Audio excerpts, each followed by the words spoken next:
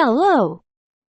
Today we continue the conversation with Gleb Vladimirovich Nosovsky about Evangelical Jerusalem, the ancient fortress of Yoros. Gleb Vladimirovich, good evening. Good evening. Gleb Vladimirovich, in your books, you provide images of ancient geographical maps on which the fortress of Yoros is marked.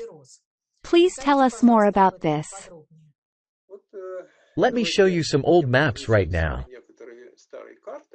This is the Bosporus as it appears. How did it all happen, according to our reconstruction?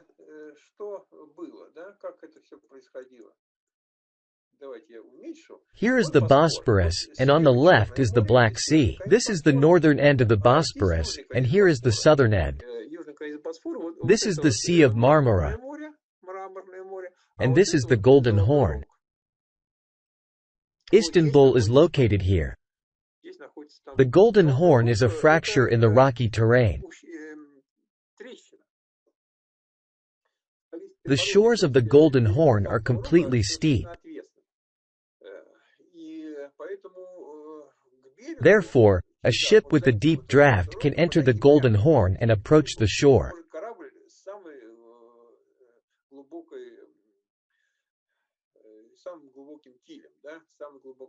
In other words, it is very deep here. In this sense, the Golden Horn is an ideal place, an ideal harbor for large ships that cannot approach the shore near Yoros. The shore here is not precipitous.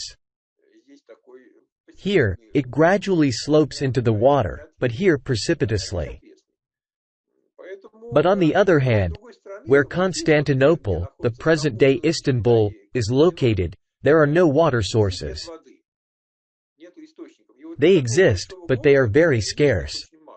For such a large city that was built here, there was not enough local water. Therefore, when Constantinople was built, they constructed an aqueduct from Belgrade Forest. It starts approximately from here, and the length of this aqueduct is about 20 kilometers.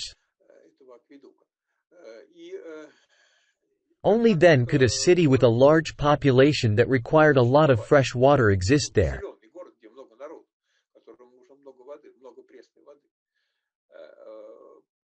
Therefore, in ancient times, this location for a city was inconvenient. Moreover, the strait is very wide, and without guns, it cannot be swept with fire. Although there is a tiny island in the middle, it is still useless. In ancient times, when people were shooting arrows, it could not be shot through. Here, Istanbul is built today, and it is its Asian part. In ancient times, such a city could not have obstructed the path of ships in this place. For an ancient city, this place was inconvenient. It was inconvenient due to the lack of water and the excessively wide strait. And this is the most convenient place for the location of the ancient capital. When, according to our reconstruction, the capital was relocated from Egypt to the Bosporus, it was originally placed here, where Yoros is located today.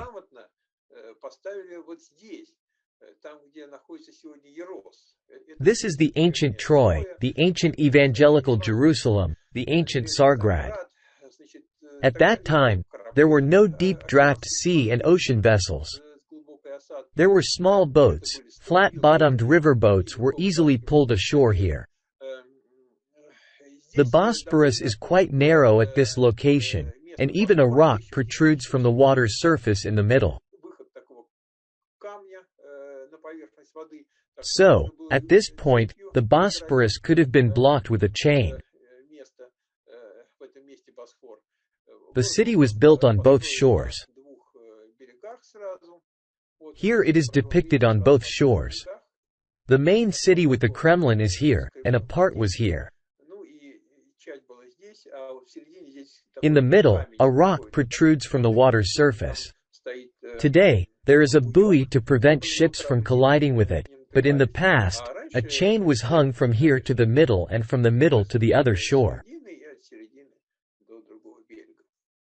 It was at this point that the Bosporus was blocked, not here, where it is slightly narrower. However, due to the rock protruding here, it was possible to divide it into two sections. It is a bit closer to this shore. Mountain Beykoz is nearby, where the tomb of Jesus is located. This is Golgotha or Calvary. So, Jerusalem, Golgotha, and on the other shore, another part of Jerusalem, while the Bosporus was blocked here. This is how they controlled the passage of ships, which were still small boats at that time. Large boats were the ships of that time. They traveled between the Black Sea, the Sea of Marmara, and the Mediterranean Sea. There were enough water sources here to sustain a certain population, not as large as in later Istanbul, but still. This is where the original capital was located after the relocation from Egypt to the Bosporus.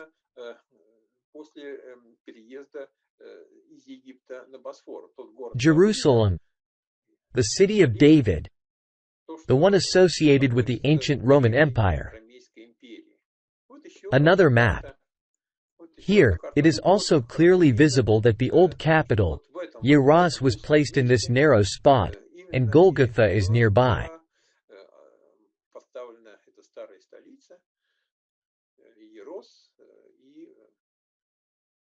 Here is Yoros, and here is Golgotha depicted as a mountain.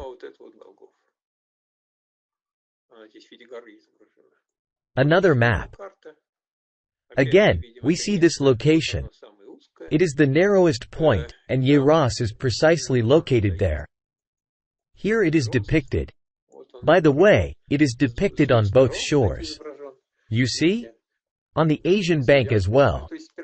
In other words, initially, the main city was located on the Asian side, and in Constantinople, the main city is on the European side. However, like present-day Istanbul, it was situated on both sides. Istanbul has both European and Asian parts. It's just that the main part is in Europe.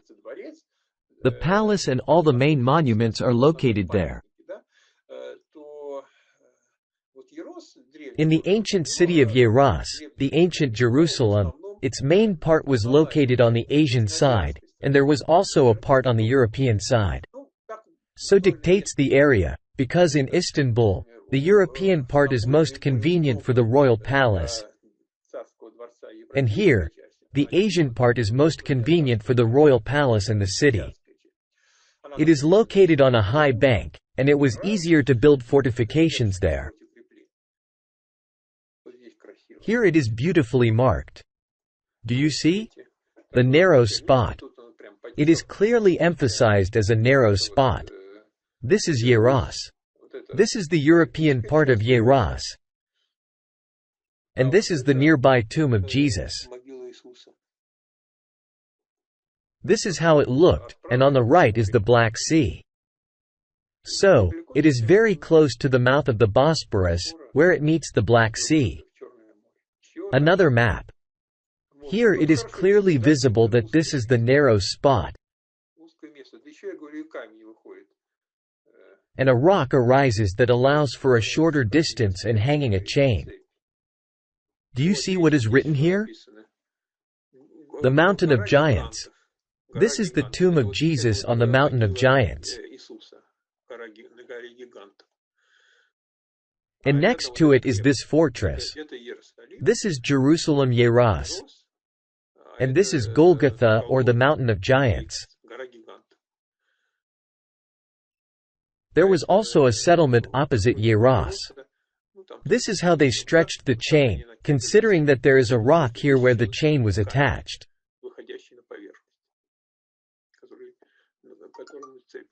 As a result, the chain consisted of two parts. I think it is already clear that this place was indeed the most convenient for the founding of the original capital. The original capital of these lands had to be placed here. This was the most suitable place to block the Bosporus and control all the boats and ships that sailed through it. This was the most suitable place to build these impregnable fortifications. Moreover, there was water here. There was no need to build an aqueduct. This is where this location was. But when Emperor Constantine, also known as Dmitry Donskoy, moved the capital here from Rome, also known as Yaroslavl or Old Rome, he did not relocate it to this place, which had already become inconvenient at that time, because large ships and guns had appeared. Large ships appeared, and this place became inconvenient. And the space here is not that vast. They built the city near the Golden Horn, where huge ships could enter and dock.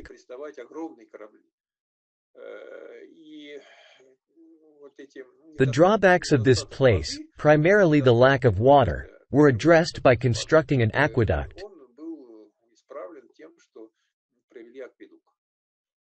This was done at the next level, at a higher stage of development. And since guns had already been invented, they could easily control this passage, despite its width. Here's another old map. There are many of them, but I believe it's necessary to show them all so that you can visualize how it looked. This paired point catches the eye, where two capes are located.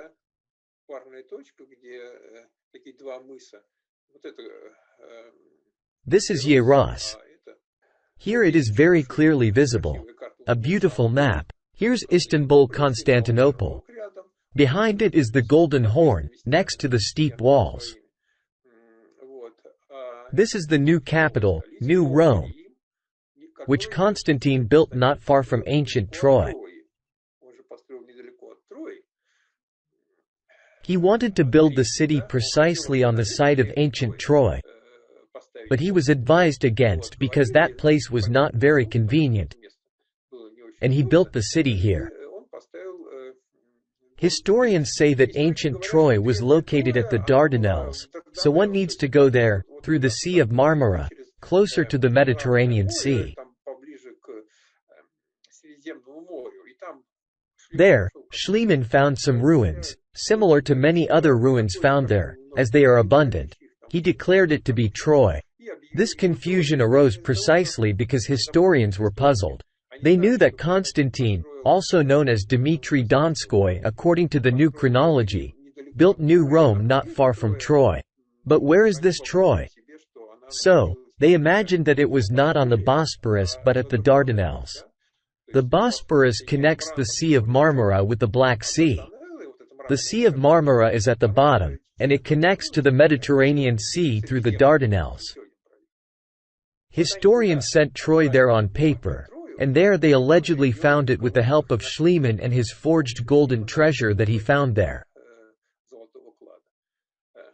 Gold, of course, sharply increased in value. So, it was just gold, but then it turned into the gold of Troy. Thus, Schliemann's project had a commercial aspect as well.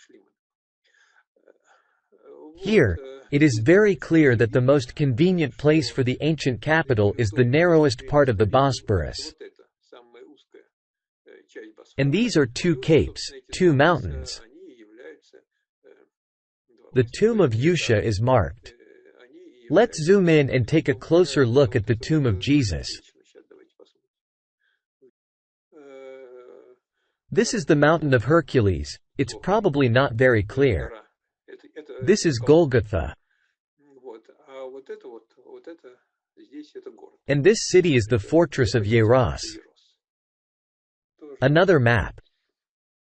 Yoros is depicted very clearly, and here is Mountain Golgotha. Do you see? They are very close. Just as depicted in icons and old paintings.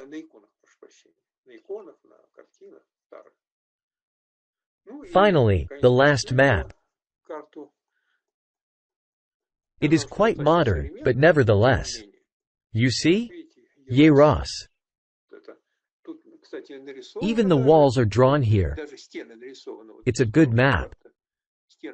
The fortifications are depicted, and the upper city is shown with 2 towers.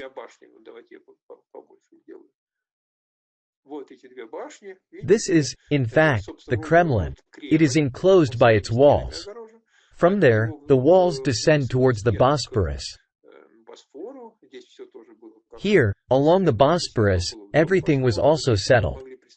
Old small ships and boats could dock here. There were no docks for large sea or ocean ships, but the small ships of that time could dock. Back then, there were no ships venturing into high sea. Navigation was coastal, along the shore. Only in specific cases, when wind and currents were favorable, could they cross the sea along predetermined routes. These were rare occurrences, and generally, navigation was coastal. And you see? There were numerous fortifications here. On the other side were the outskirts of this city. Part of this city was on the European side.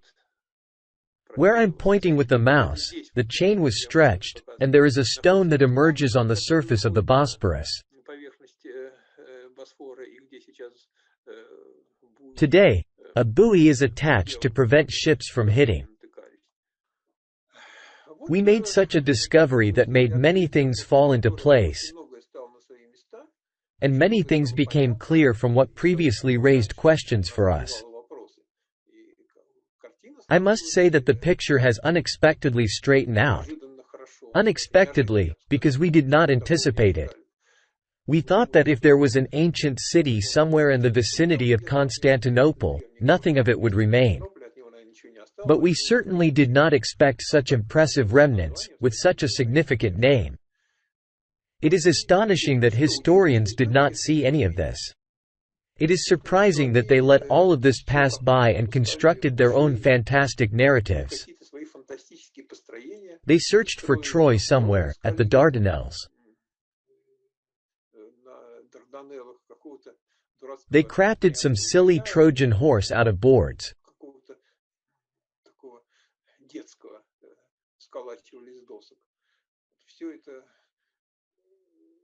They depicted our history as an obvious fairy tale. It is still presented as an obvious fairy tale in our textbooks. For some reason, they do not want to see the truth. And the truth, in general, is not deeply concealed. It is not so difficult to reveal all of this. We have unearthed it. How many of us are there? 2 or 3 people, and we have unearthed all of this in 2 or 3 decades. But there are thousands of historians. They could have discovered all of this long ago, but they do not want to. They still cannot make sense of chronology because they lack the education to understand something natural scientific, and chronology is a natural scientific discipline. It requires knowledge of scientific methods. At least, they could have learned, no big deal, but they don't want to.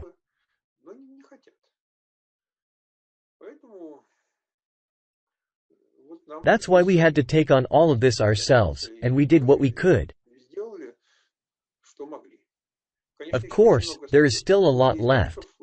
For historians, there is a good deal of work still outstanding. There are many uncertainties, much digging to be done, and a lot that still needs exploration. Therefore, I appeal to young historians with advice that before you lies a field of fascinating activity.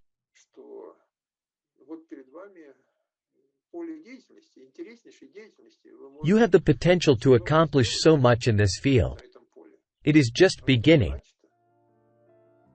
In the Multimedia Museum of the New Chronology, in the hall that tells the story of the rise of the Second Empire, there are multimedia maps of the empire, a module that describes the ruling Komnenos dynasty. Augmented reality is used.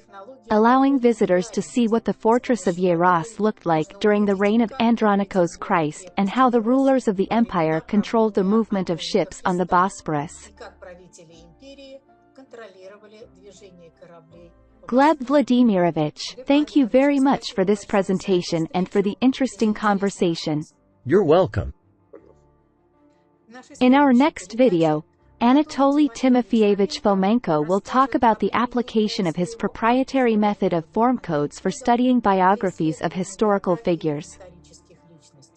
We look forward to seeing you in a week on the channel of the Multimedia Museum of the New Chronology.